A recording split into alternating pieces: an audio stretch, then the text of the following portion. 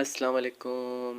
زه یم ستاسو ملګری ارباب زبیر او نن ما ستاسو دپاره چې د ډېره ښکلې یو ویډیو راوړې ده چې په هغې کې به زه تاسو ته چې د ډېره ښه اسانه طریقه ښیم چې تاسو به خپله آی ډي د فیسبوک آی ډي چې ستاسو کومه ده هغه به تاسو خپله پروفیشنل موډ ته څنګه اړوئ.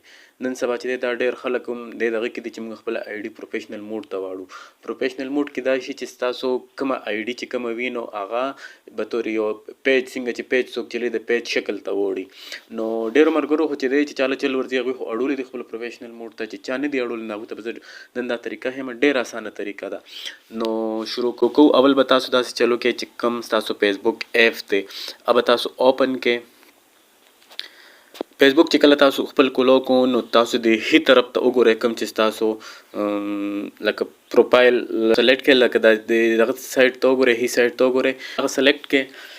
دې نه پس به چې تاسو پروفایل دغه راشي نو په دې باندې به تاسو چې دی خپل پروفایل باندې به تاسو سلیکټ کړئ.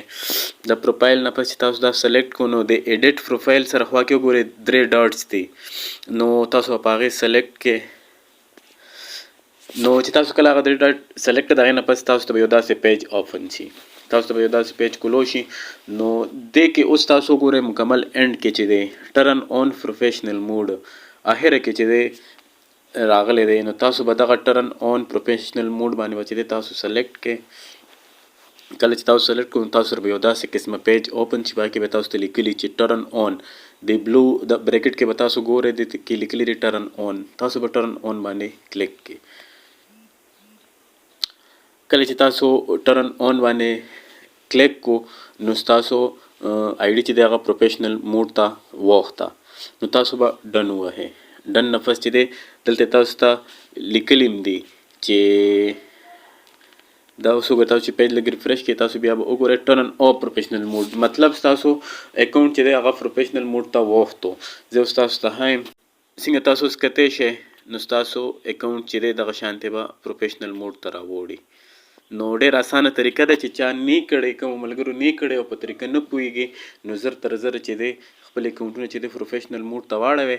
او چې کله تاسو اکاونټونه خپل پروفیشنل موډ ته واړوئ نو په دې باندې بیا یو قسمه انکم هم تاسو ته راتلی شي، تاسو پې پیسې هم ګټلی شئ. د هغې طریقه به زه تاسو ته انشاءالله په نیکسټ ویډیو کې ښیم چې تاسو به خپل اکاونټ بیا مونیټایز کوئ څنګه.